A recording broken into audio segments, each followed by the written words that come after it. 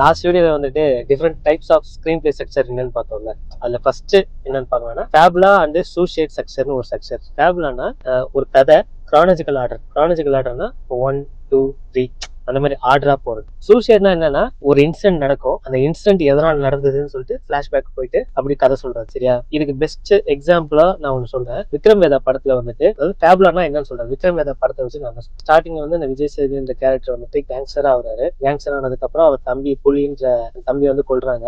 அதுக்கப்புறம் விக்ரம்ன்ற ஒரு character meet பண்றாரு. அதை மீட் பண்ணதுக்கு அப்புறம் விக்ரம் கூட சேர்ந்து அவர் தம்பியை யாரு கொண்டாங்க அப்படின்றதுதான் டோட்டல் கதை. இதுதான் அந்த ஃபேபுலான்றதை பத்தி சொல்லுவாங்க. இப்போ சூஷியன்றது வரப்ப எப்படி நடக்கும்னா, அந்த படத்தோட ஸ்கிரீன் பிளே பாத்தீங்கன்னா ஃபர்ஸ்ட் ஒரு இன்சிடென்ட் நடக்கும். அதாவது அந்த விக்ரம்ன்ற அவங்க போலீஸ் எல்லாமே என்ன பண்ணுவாங்கன்னா அந்த புலின்ற கேரக்டர் போய் என்கவுண்டர் பண்ணுவாங்க. இப்போ அதுக்கப்புறம் வந்துட்டு விஜய் சேதுபதி கேரக்டர் வந்து சரண்டர் ஆகும். அதுக்கப்புறம் ஒரு கதை சொல்லுவோம். அங்கதான் தெரியும் விஜய் சேதுபதியோட தம்பியை தான் கொலை பண்ணிருக்காங்க அப்படின்னு சொல்லிட்டு ஒரு இன்சிடென்ட் நடக்கும்.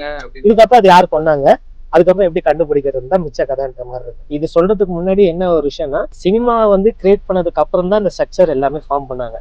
நம்மளோட லெஜெண்ட்ஸ்ல என்ன பண்ணிருக்காங்கன்னா ஃபர்ஸ்ட் சினிமா தான் பண்ணிருக்காங்க. அவங்க பண்ண படத்தை வச்சுதான் இந்த ஸ்ட்ரக்சரே ஃபார்ம் பண்ணிருக்காங்க. ஸோ ஃபர்ஸ்ட் வந்து இந்த ஸ்ட்ரக்சர் தெரிஞ்சுக்கிட்டாதான் சினிமா பண்ண முடியும். அப்படிலாம்